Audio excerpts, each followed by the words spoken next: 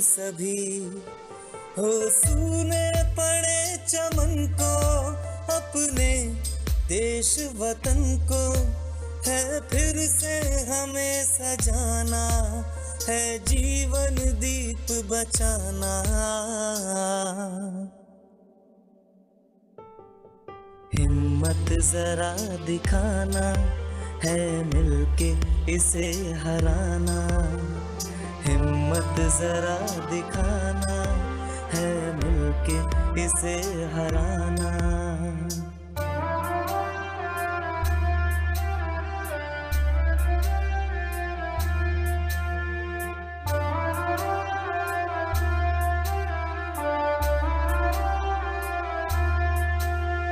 रात दिन जागते मेरे जो वास्ते घर से दूर है पड़े राहों में जो खड़े कर उनके लिए दुआएं ओ सबके कष्ट मिटाए ओ अपना धर्म निभाए तुम अपना धर्म निभाना।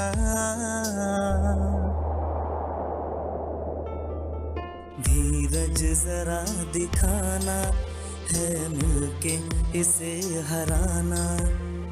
धीरज जरा दिखाना है मिलके इसे हराना।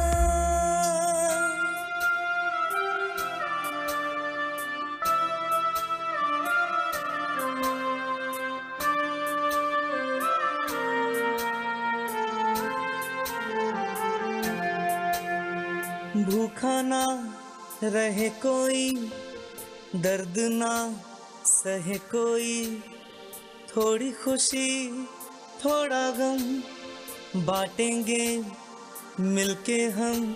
मेरे मालिक जरा रहम कर हम सब पे दया करम कर। कर जोड़ के फिर खड़ा है तेरे आगे सारा जमाना।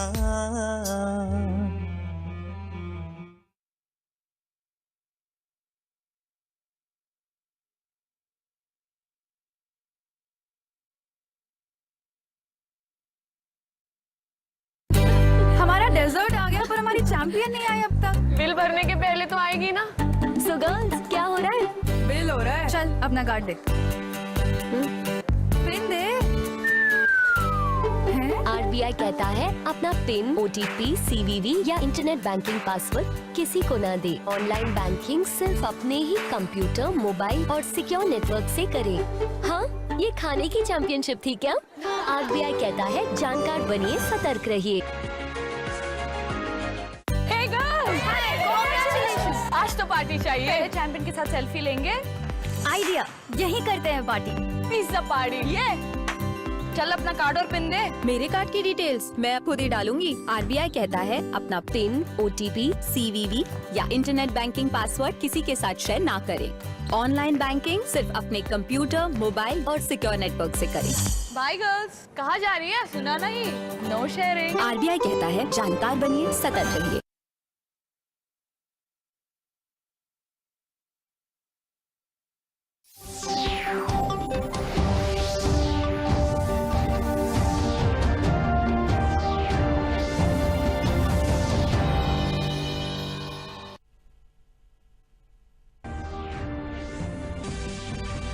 चक्रवाती तूफान अम्पन की स्थिति पर प्रधानमंत्री नरेंद्र मोदी ने की समीक्षा बैठक। चक्रवाती तूफान अम्पन सुपर साइक्लोनिक तूफान में हुआ तब्दील। तूफान की बुधवार को पश्चिम बंगाल और ओडिशा के तट से टकराने की संभावना। मुख्यमंत्री ने अधिकारियों को दिए निर्देश, कहा प्रवासी कामगारों श्रमिकों की प्रदेश में सुरक्षित और सम्मानजनक वापसी कराएं सुनिश्चित। प्रदेश की सीमा में प्रवेश करते ही प्रवासी कामगारों को भोजन व पानी उपलब्ध कराने के निर्देश। प्रदेश में कोरोना संक्रमण से अब तक स्वस्थ हुए लोगों की संख्या एक्टिव केसों के मुकाबले हुई ज्यादा। 2636 लोग हुए अब तक डिस्चार्ज। कोरोना एक्टिव की संख्या 1736। प्रदेश में कोरोना से अब तक 112 लोगों की हुई मृत्यु। कैबिनेट सचिव ने की राज्यों के मुख्य सचिवों के साथ वीडियो कॉन्फ्रेंसिंग में अहम चर्चा। श्रमिकों की सुगम आवाजाही के लिए अधिक श्रमिक एक्सप्रेस ट्रेन चलाने में राज्यों से और सहयोग का किया आह्वान। रेलवे बोर्ड राज्यों के सहयोग से और अधिक ट्रेन चलाने को तैयार।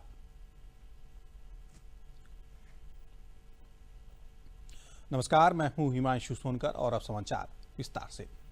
प्रधानमंत्री नरेंद्र मोदी ने चक्रवात अम्पन को लेकर गृह मंत्रालय और नेशनल डिजास्टर मैनेजमेंट अथॉरिटी के अधिकारियों के साथ बैठक की। गृह मंत्री अमित शाह भी इस बैठक में मौजूद रहे। प्रधानमंत्री नरेंद्र मोदी ने चक्रवाती तूफान को लेकर स्थिति की समीक्षा की। प्रधानमंत्री ने स्थिति का पूरा जायजा लिया और प्रतिक्रिया तैयारियों के साथ साथ राष्ट्रीय आपदा मोचन बल द्वारा पेश प्रस्तुतियों की समीक्षा की।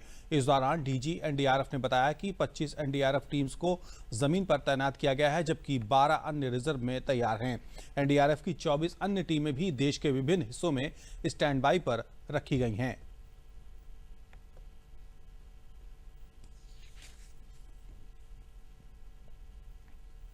चक्रवात तूफान अम्पन अत्यधिक तीव्र तूफान में बदल गया है। मौसम विभाग के अनुसार ये चक्रवात फिलहाल ओडिशा के पारादीप में लगभग 790 किलोमीटर दक्षिण और पश्चिम बंगाल के दीघा से 940 किलोमीटर दक्षिण पश्चिम में केंद्रित है। इसे देखते हुए ओडिशा सरकार ने जरूरत पड़ने पर 11 लाख लोगों को सुरक्षित निकालने की योजना बनाई है। मौसम विभाग के महानिदेशक मृत्युंजय महापात्रा ने कहा है कि ओडिशा और पश्चिम बंगाल इस चक्रवात से प्रभावित होने वाले हैं। ऐसे में आने वाला समय ओडिशा और पश्चिम बंगाल के लिए काफी चुनौतीपूर्ण होने वाला है।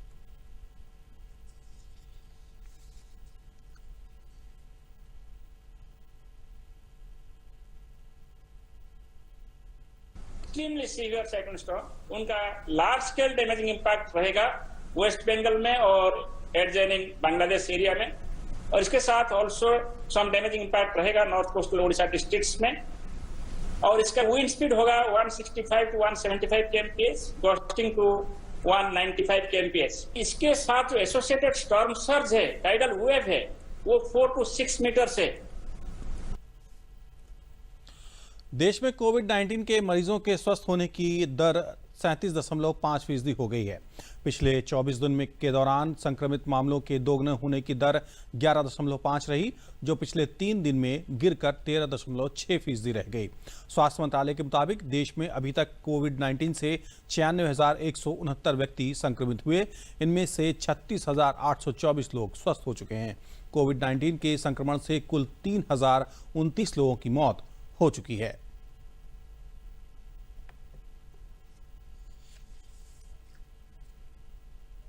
अपर मुख्य सचिव गृह अवनीश अवस्थी ने कहा है कि मुख्यमंत्री योगी आदित्यनाथ ने अधिकारियों को निर्देश दिए हैं कि प्रवासी कामगारों श्रमिकों की प्रदेश में सुरक्षित और सम्मानजनक वापसी सुनिश्चित कराई जाए।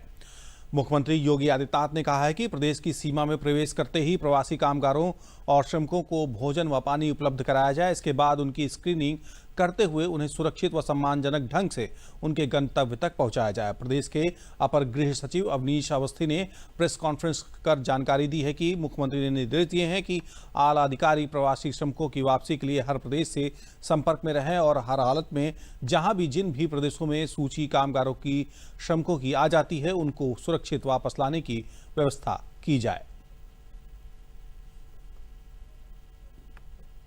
माननीय मुख्यमंत्री जी ने आज समीक्षा की। लगभग 590 ट्रेनें आज अभी तक आ चुकी हैं और इसके अलावा ट्रेन से पिछले 8 या 9 दिनों में 7,60,000 से अधिक कामगार और श्रमिक आ चुके हैं। तो ऐसे में मुख्यमंत्री जी ने आदेश दिया है कि जहां एक और 12,000 बसें लगाई गई हैं, यहां प्रत्येक जनपद में 200 निजी बसें भी उपलब्ध कराने का निर्देश दिया गया और उनको भी लगाया गया है। ऐसे में पूरी व्यवस्था को सुनिश्चित करने के लिए हर श्रमिक, हर कामगार को पूरी सहूलियत दी जाए। मुख्यमंत्री जी ने आदेश दिया है कि जो भी कामगार और श्रमिक आए बॉर्डर पर, उसको पीने के पानी की और उसको भोजन की व्यवस्था भी कर दी जाए। कई जनपदों के बॉर्डर पर व्यवस्था कर दी गई है, उसको और बेहतर करने का उन्होंने निर्देश दिया है और ये भी कहा है कि टेंट लगा दिया जाए, वहां पर बैठने की छाजन लगा दिया जाए और वहां पर जो भी श्रमिक आए, कामगार आए, उसको बैठाकर वापस लाएं, सुरक्षित उसको लाने के लिए स्क्रीनिंग करें और सम्मानजनक ढंग से उनको जो है व्यवस्था के अनुरूप लाएं।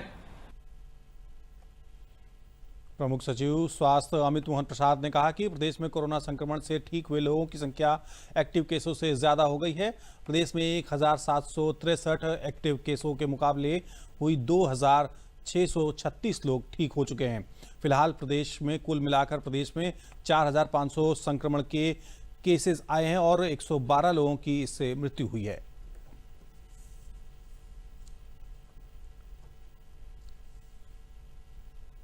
एक्टिव इन्फेक्शन के केसेस की कुल संख्या 1763 और एक्टिव केसेस की तुलना में डिस्चार्जेस की कुल संख्या आज 2636, अर्थात जो हमारे एक्टिव केस हैं उससे लगभग 900 ज़्यादा डिस्चार्जेस हो चुके हैं। 2636 डिस्चार्जेस हो चुके हैं।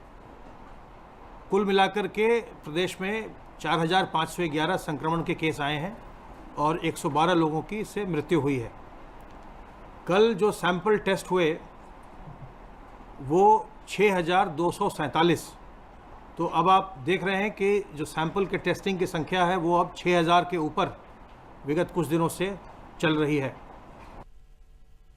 लॉकडाउन 4 के शुरू होने के बाद राजधानी लखनऊ में लोगों ने किस तरह से व्यवहार करना सीखा है और सुरक्षा के दिए गए सरकार के मानकों का किस तरह से पालन कर रहे हैं और उसके साथ ही केंद्र सरकार के द्वारा आर्थिक पैकेज का किस तरह से स्वागत किया जा रहा है, आइए देखते हैं हमारे संवाददाता आशुतोष शुक्ला की ये रिपोर्ट। अर्थव्यवस्था में एक नई जान डालने के लिए सरकार ने प्रयास किए हैं। क्या कुछ जो रोजगार के क्षेत्रों से जुड़े हुए हैं वो किस तरह से महसूस कर रहे हैं ये जो बड़ा भारी भरकम पैकेज जो है सरकार ने जारी किया है? देखिए, निर्मला सीतारमण जी ने जो स्कीम्स लागू की हैं, जो लोगों को पैसा दिया है, ये बड़ी ही बुद्धिमानी से दिया गया। इसको आपको थोड़ा ध्यान से देखना पड़ेगा कि डायरेक्ट पैसा ट्रांसफ़र करना जहां लोअर तबके में तो बहुत फ़ायदेमंद होता है, लेकिन एक मिडिल क्लास के लिए और जो इंडस्ट्री चला रहे हैं उनके लिए यही तरीका पैसा देने का जो माननीय फाइनेंस मिनिस्टर ने किया है। तो ये एक बड़ा शानदार कदम है और इसका फ़ायदा आपको आने वाले समय में मिलेगा। आने वाले समय में आप देखेंगे कि किस तरह से उद्योग धीरे धीरे अपने कदमों पे आ रहे हैं और सरकार ने बड़ा ठोस और ज़बरदस्त निर्णय लिया है। 20 लाख करोड़ का पैकेज सरकार ने दिया है। ये लोगों में एकदम से कैश में नहीं दिखेगा, लेकिन धीरे धीरे आपको सब कुछ तरक्की करती है और पटरी पे आता दिखेगा। अर्थव्यवस्था को दी गई राहत के बारे में जानने के लिए हम बात करते हैं लखनऊ विश्वविद्यालय के अर्थशास्त्र विभाग के प्रोफेसर डॉक्टर M.K. अग्रवाल से। देखिए, सबसे बड़ी चीज़ कि उन्होंने ग्रामीण अर्थव्यवस्था जो उन्होंने वोकल फॉर लोकल कहा, एक तरह से स्वदेशी पर अपना जो है उन्होंने केंद्र बनाया है और कहा है कि आर्थिक विकास का जो स्रोत होगा हमारी ग्रामीण अर्थव्यवस्था और जो छोटे लघु उद्योग हैं वहाँ से न केवल हमारा विकास होगा बल्कि वो दुनिया में अन्य जगह भी निर्यात करेंगे और यहीं से रोजगार का सृजन होगा। इस लोगों को जितना अभी सोशल डिस्टेंसिंग फॉलो करना चाहिए, मतलब अपना ट्राई देना चाहिए, बिकॉज आई हैव सीन कि अब लोगों को इतना इफेक्ट कम हो गया है। सिंस 4 बार लॉकडाउन ऑलरेडी बढ़ चुका है तो उन लोग को उतना इफेक्ट है नहीं। एंड आई हैव सीन अभी भी लोग उतना मास्क वगैरह नहीं पहनते हैं, एज यू कैन सी। सो अभी मुझे लगता है कि और फॉलो स्ट्रिक्टली करना चाहिए। सरकार के द्वारा तो थोड़ी सख्ती और देनी चाहिए, क्योंकि जब सब कुछ बंद है और अभी भी इसेंशियल चीज़ें खुली हुई हैं, इतनी सड़क पे भीड़ देख के तो घबराहट हो रही है। लग ही नहीं रहा है कि हम लॉकडाउन में निकले हैं, ऐसा लग रहा है जैसे कोई रेगुलर डे में निकले हैं। इतना सारा ट्रैफिक रोड पे, इतने सारे लोग, और मैंने कई जगह ये महसूस किया, सुबह मैं सब्जी लेने भी निकली तो कहीं सोशल डिस्टेंसिंग मेंटेन नहीं हो रही थी। लॉकडाउन 4 का आज पहला दिन है, लेकिन उत्तर प्रदेश के राजधानी लखनऊ में लोगों ने इस लॉकडाउन के साथ जीना और रहना सीख लिया है। रामजी बाजपेयी के साथ आशुतोष शुक्ला, डीडी न्यूज लखनऊ। देश भर में लॉकडाउन 31 मई तक बढ़ा दिया गया है, लेकिन लॉकडाउन के नए नियमों में कई क्षेत्रों में पहले के मुकाबले काफ़ी छूट दी गई है, ताकि कोरोना से बचाव के साथ केंद्रीय गृह मंत्रालय की ओर से जारी लॉकडाउन 4.0 के दिशा निर्देशों के अनुसार देश भर में सार्वजनिक कार्यक्रमों पर रोक रहेगी। स्कूल, मॉल, रेस्तरां बंद रहेंगे। विमान और मेट्रो ट्रेन का परिचालन भी 31 मई तक बंद रहेगा। देश में 31 मई तक लागू रहेगा लॉकडाउन। शर्तों के साथ देश के तमाम हिस्सों में छूट मिलेगी। लॉकडाउन 4 में राज्यों के पास फैसले का ज्यादा अधिकार होगा। सोशल डिस्टेंसिंग के नियम नियम पहले की तरह जारी रहेंगे। घरेलू और अंतर्राष्ट्रीय विमान सेवा पर पाबंदी रहेगी। मेट्रो सेवा पर भी पाबंदी रहेगी। स्कूल, कॉलेज और अन्य शैक्षणिक संस्थान भी बंद रहेंगे। इसके अलावा होटल और restaurant, cinema hall, mall, gym बंद रहेंगे। वहीं तमाम धार्मिक गतिविधियां और पूजा स्थल भी बंद रहेंगे। सामाजिक, राजनीतिक और सांस्कृतिक समारोह पर भी रोक रहेगी। शाम 7 बजे से सुबह 7 बजे तक आवाजाही पर पूर्णतः रोक रहेगी। स्वास्थ्य कारणों को छोड़कर 65 साल से अधिक उम्र के लोग, गर्भवती महिलाओं और 10 साल के बच्चे घर पर ही रहेंगे। इसके साथ ही प्रतिबंधित चीजों के अलावा बाकी गतिविधियों की भी इजाजत मिली है। स्पोर्ट्स कॉम्प्लेक्स और स्टेडियम खुलेंगे, लेकिन दर्शकों को अनुमति नहीं होगी। खाने की होम डिलीवरी जारी रहेगी। कंटेनमेंट जोन को छोड़कर बाकी जगहों पर शर्तों के साथ छूट मिलेगी। राज्य और केंद्र शासित प्रदेशों के फैसले के तहत बस यात्री और वाहनों का राज्य के भीतर आवागमन हो सकेगा। राज्य और केंद्र शासित प्रदेश स्वास्थ्य मंत्रालय के दिशा निर्देशों के तहत रेड, ग्रीन और ऑरेंज जोन तय करेंगे। रेड और ऑरेंज जोन में जिला प्रशासन और स्वास्थ्य मंत्रालय के दिशा निर्देशों के तहत कंटेनमेंट जोन और बफर जोन तय करेंगे। कंटेनमेंट जोन में केवल आवश्यक सेवाओं की अनुमति रहेगी, लेकिन कंटेनमेंट जोन से लोगों के आने जाने की अनुमति नहीं होगी। स्वास्थ्य संबंधी दिक्कतों और स्वास्थ्य आवश्यक सेवाओं की छूट रहेगी।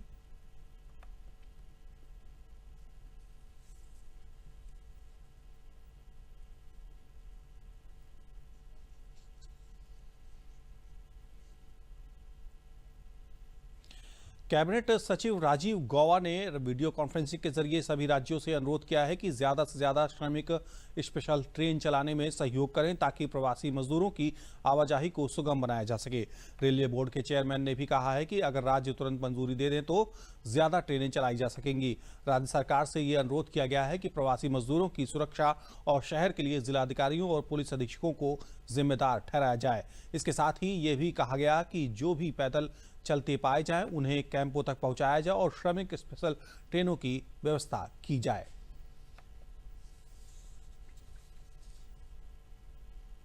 देश को आर्थिक मजबूती देने के लिए केंद्र सरकार द्वारा दिए गए 20 लाख करोड़ के आर्थिक पैकेज पर बरेली में केंद्रीय श्रम और रोजगार मंत्री संतोष गंगवार ने कहा है कि ये पैकेज देश की आर्थिक स्थिति को मजबूती प्रदान करेगा। इस पैकेज के जरिए देश के सभी वर्गों का ध्यान रखा गया है। गरीबों, मजदूर, किसान और आर्थिक व्यवस्था को सुधारने का ध्यान भी दिया गया है, जिससे अर्थव्यवस्था में सुधार हो सकेगा। वहीं उन्होंने कहा कि श्रम कानून में बदलाव किया गया। 44 श्रम कानून की जगह अब केवल 4 कानून काम करेंगे, जिसकी प्रक्रिया शुरू हो गई है। वास्तव में जो भारत सरकार कदम उठा रही है और प्रधानमंत्री जी जिस रुचि के साथ काम कर रहे हैं, ये 20 लाख करोड़ का पैकेज अपने आप में ऐतिहासिक निर्णय था और समाज का कोई वर्ग उन्होंने छोड़ने का काम नहीं करा। गरीबों और मजदूरों की ज़्यादा चिंता करने का काम किया। मुझे लगता है कि अब अर्थव्यवस्था में एक सही सुधार के साथ कदम उठेगा और हर आदमी की चिंता की गई है। मुझे लगता है कि इस भयंकर समस्या को जो पूरा विश्व देख रहा है, एक हमारे प्रधानमंत्री ने इस ओर समय रहते जो कदम उठाए हैं, पूरा विश्व उससे प्रभावित भी है और हम एक सही दिशा में चलने का काम कर रहे हैं।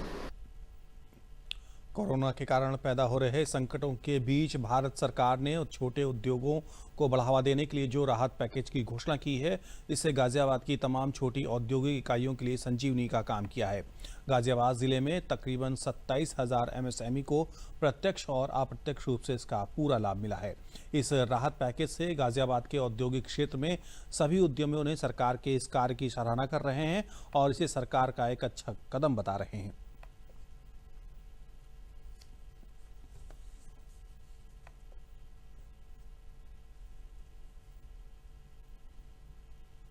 सरकार ने जो ये बूस्टअप दिया है बहुत ही सराहनीय है और इससे सभी कंपनियों को, इंडस्ट्री को, MSME को बहुत एक बूस्टअप मिलेगा।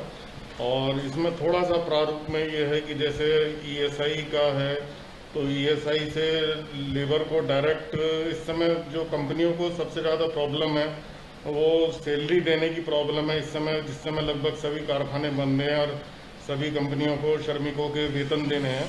तो उसमें इस पैकेज में ये होना चाहिए कि डायरेक्ट ESI से कंपनी वो श्रमिकों के खाते में 50% सैलरी जानी चाहिए ताकि कंपनियां भी सरवाइव कर सकें। इसके बारे में मैं ये कहना चाहूँगा कि जो इन्होंने 4 लाख करोड़ के आसपास दिया है, ये जो कंपनीज जो पीड़ित थी, परेशान थी पैसे से, उनको तो एक हेल्प मिलेगी, एक सहायता मिलेगी, जिससे कि वो जो बंद काम है या जो काम धीरे चल रहा था वो तेज हो जाएगा। अब इससे प्रगति होगी और काम बढ़ेगा। बस इसमें थोड़ा सा हम ये चाह रहे थे कि अगर इसमें कुछ हमको छूट मिल जाती, जैसे जीएसटी में कुछ जीएसटी में छूट मिल जाती तो कंपनी को और फ़ायदा होता, या जो इंटरेस्ट पोर्शन था 6 महीने के लिए कम से कम बैंक का, वो अगर माफ़ कर देते तो बहुत अच्छा हो जाता। लेकिन फिर भी ये हमारे लिए बहुत लाभकारी रहा है और हमको इससे बहुत अच्छा आगे काम बढ़ाने का फ़ायदा मिलेगा हमको। मलियाबाद के ग्रामीण क्षेत्रों में प्रवासी श्रमिकों का बड़ी संख्या में घर वापसी होने पर क्वारंटीन नियमों में लापरवाही की आशंका से खतरे बढ़ने के संकेत मिले हैं। आशा बहू साधना पाठक ने बताया है कि कोविड-19 निगरानी समिति के तहत हर गांव में प्रधान, सचिव और आशा बहुओं को नामित किया गया है। इनका कार्य बाहर से आए हुए ग्रामीणों पर नजर रखकर उनकी जाँच कराकर आवश्यकता अनुसार घर या क्वारंटीन सेंटर में भेजा जाए। मलियाबाद तहसीलदार निखिल शुक्ला ने बताया है कि यदि कोरोना की गाइडलाइन में प्रधान किसी भी प्रकार की लापरवाही करते हैं तो उनके खिलाफ दंडात्मक कार्रवाई की जाएगी।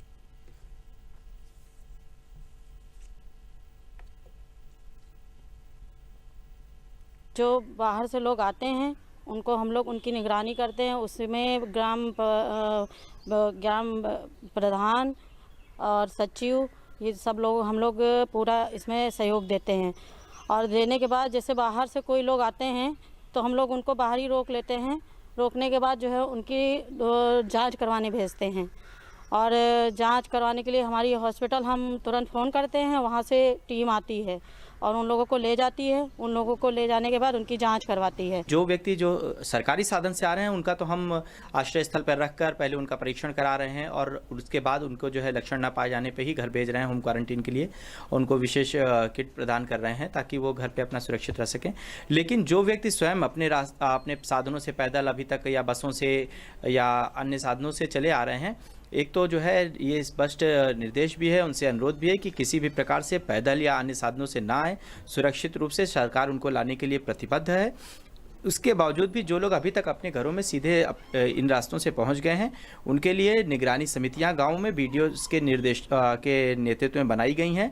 सभी जो है जगहों पे इस बात का ताकीद किया गया है निगरानी समितियों को भी और बीडीओज़ को भी कि वो उनका जो है मेडिकल कराएं और मेडिकल कराने पे यदि कोई लक्षण नहीं पाया जाता है तभी उनको जो है होम क्वारंटीन करें।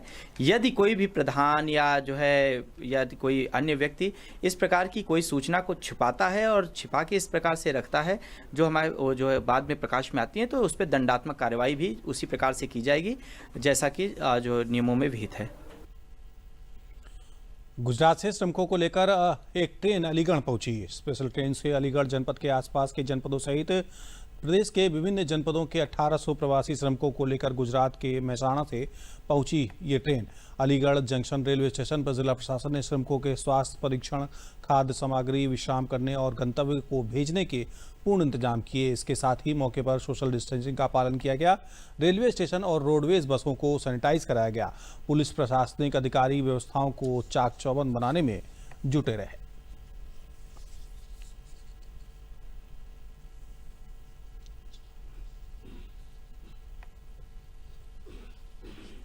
नोएडा से आए, जहाँ से जाना है। मीडिया सब आते हैं, बच्चों को दूध मिलाए। हाँ, अच्छा कर रहे हैं, सुविधा हर बात की सुविधा है। ये दिल्ली से आने वाले कुछ माइग्रेंट लेबरर्स हैं जो इस अस्थायी शेल्टर होम में रोके गए हैं। तो यहाँ पर नगर निगम की ओर से नवजात बच्चों को गर्म दूध बोतल में दिया गया और केले दिए गए, बिस्किट और खाना। क्योंकि बड़े लोगों को खाना तो मिल जाता है, लेकिन जो बच्चों के फूड है उसको हम लोगों ने विशेष रूप से ध्यान दिया है और यहाँ से बसों में बैठा करके इनको इनके गंतव्य स्थान पर जिला प्रशासन द्वारा भिजवाया जाएगा और सम्मानजनक तरीके से यहाँ भिजवाया जाएगा। उसके पीछे देखिए, जो नवजात बच्चे हैं उनका एकमात्र फूड है मिल्क और गर्म दूध बोतल में देना, जिससे कि उनको भोजन मिल सके, और इस उद्देश्य से हमने बोतल में गर्म दूध करके दिया है। मथुरा से 20,000 प्रवासी मजदूरों को खाने पीने से लेकर उन्हें सुरक्षित घरों तक पहुंचाने की व्यवस्था तेजी से जिला प्रशासन कर रहा है। लॉकडाउन के चलते दिल्ली, हरियाणा, पंजाब से मजदूरों का पलायन हो रहा है। उन्हें खाना खिलाकर उनके घर तक पहुंचाया जा रहा है। प्रवासी मजदूरों को पीके कॉलेज पर रोका गया और वहां बिहार, मध्य प्रदेश, सुल्तानपुर आदि स्थानों को बसों से भेजा गया। यहाँ जयपुर में फंसा हुआ था। ये सरकार का बहुत अच्छा काम है जो हमें घर भेज दिया। मैं जिला पीलीभीत का रहने वाला हूँ और अब मुझे खुशी है, मैं अपने घर जा रहा हूँ। हम वृंदावन में काम कर रहे थे, अब हम राजस्थान जा रहे हैं। हमको बहुत बड़ी खुशी हुई। हम राजस्थान के लिए सरकार ने सुविधा की है, योगी जी की बहुत बहुत धन्यवाद है। हम होली से 6-7 दिन पहले के ही आए होली करने, यहाँ देखने। जब से यहीं 3 जने हम, मेरा लड़का भी, मेरी बहू भी और मैं, 3 ही यहीं रुक गए। लॉकडाउन लग गया, अब क्या जाएं। फिर किसी गांव में रुके हुए, गांव में मथुरा के पास है दत्या गांव, जहाँ रुके हम। वहाँ हमारी बढ़िया व्यवस्था करी गांव वाले में, रोटी पानी सब। कोरोना के संक्रमण काल में लॉकडाउन की वजह से सारे रोजगार ठप पड़े हैं, जिससे श्रमिक अपने घर वापस आ रहे हैं। श्रमिकों को किसी प्रकार की परेशानी का सामना न करना पड़े, इसके लिए सरकार द्वारा आवश्यक दिशा निर्देश सभी विभागों को दिए गए हैं। रायबरेली में सरकार द्वारा दिए गए दिशा निर्देशों को गंभीरता से पालन किया जा रहा है। बस श्रमिकों को बसों के जिला में प्रवेश करते ही टोल प्लाजा पर श्रमिकों का स्वास्थ्य परीक्षण के साथ ही उन्हें लंच पैकेट की व्यवस्था कराई जा रही है।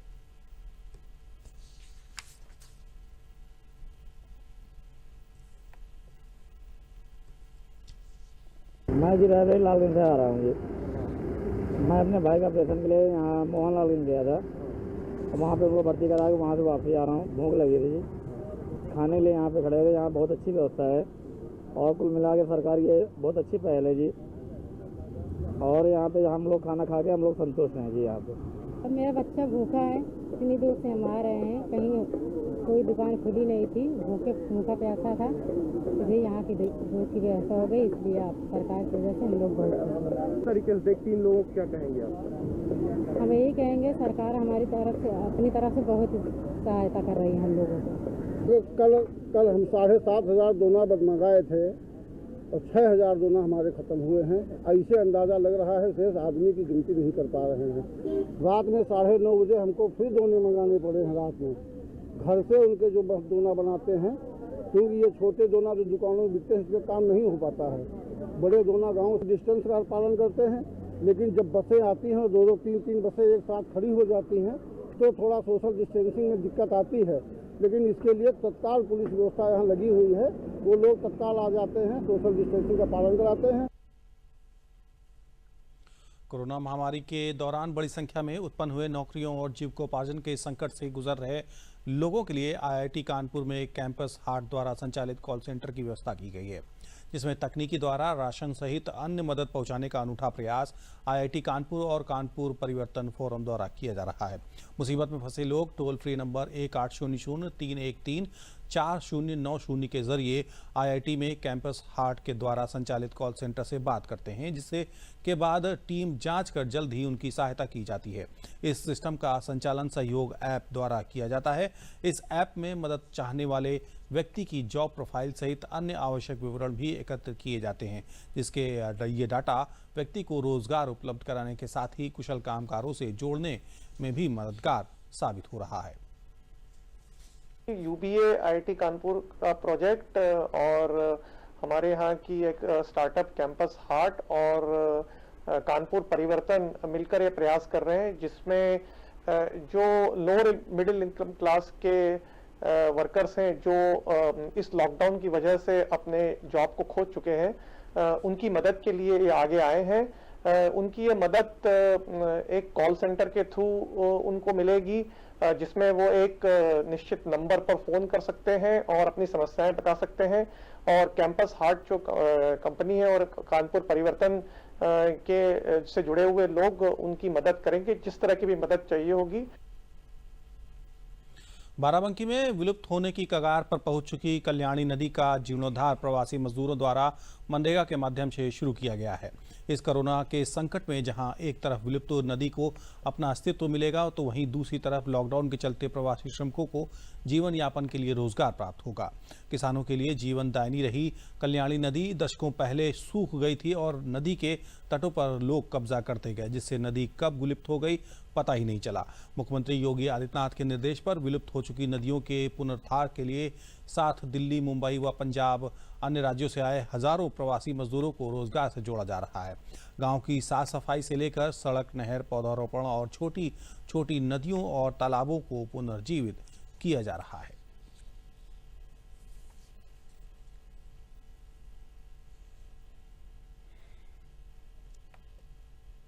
जनपद शाहजहांपुर में लॉकडाउन के दौरान ग्रामीण श्रमिकों समेत गांव में बाहर से आए हुए प्रवासी श्रमिकों से प्रशासन द्वारा गांव में मनरेगा का काम युद्ध स्तर पर कराया जा रहा है, ताकि उन्हें अपने घर के पास ही काम मिल सके। शाहजहांपुर की 1077 ग्राम पंचायतों में अब तक 930 गांव में मनरेगा का कार्य शुरू होने से लगभग 45,000 श्रमिकों को काम मिल रहा है।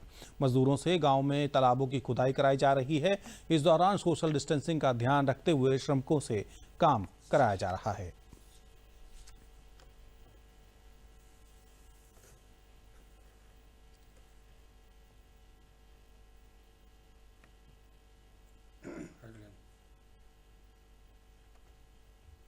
के कारण मैं गांव चला आया और यहाँ पर काम करने लगे। प्रधान जी भी काम अच्छा देते गांव में, अब हम यही काम करेंगे सर। काम बराबर मिल रहा है सर, और घर के काम काज सही चल रहा है यहाँ पर, और काम बढ़िया है साहब। और हमको जो है सरकार यही काम को मिलता है और यही जो है हमारी रोजी रोटी चलती है। हमें इससे सरकार से बहुत लाभ है, चलता। विस्तार समाचारों में फिलहाल इतना ही। अंत में प्रमुख समाचार एक बार फिर। चक्रवाती तूफान अम्पन की स्थिति पर प्रधानमंत्री नरेंद्र मोदी की समीक्षा बैठक। चक्रवाती तूफान अम्पन सुपर साइक्लोनिक तूफान में हुआ तब्दील। तूफान की बुधवार को पश्चिम बंगाल और ओडिशा के तट से टकराने की संभावना। मुख्यमंत्री ने अधिकारियों को दिए निर्देश, कहा प्रवासी कामगारों श्रमिकों की प्रदेश में सुरक्षित और सम्मानजनक वापसी कराई जाए सुनिश्चित। प्रदेश की सीमा में प्रवेश करते ही प्रवासी कामगारों श्रमिकों को भोजन व पानी उपलब्ध कराने के निर्देश। देश में कोरोना संक्रमण से अब तक स्वस्थ हुए लोगों की संख्या एक्टिव केसों के मुकाबले हुई ज्यादा। 2636 लोग हुए अब तक डिस्चार्ज। कोरोना एक्टिव की संख्या 1736। प्रदेश में कोरोना से अब तक 112 लोगों की हुई मृत्यु। कैबिनेट सचिव ने की राज्यों के प्रमुख सचिवों के साथ वीडियो कॉन्फ्रेंसिंग में अहम चर्चा। श्रमिकों की सुगम आवाजाही के लिए अधिक श्रमिक एक्सप्रेस ट्रेन चलाने में राज्यों से और सहयोग का किया आह्वान। रेलवे बोर्ड राज्यों के सहयोग से और अधिक ट्रेन चलाने को तैयार। इसी के साथ समाचार समाप्त हुए। नमस्कार।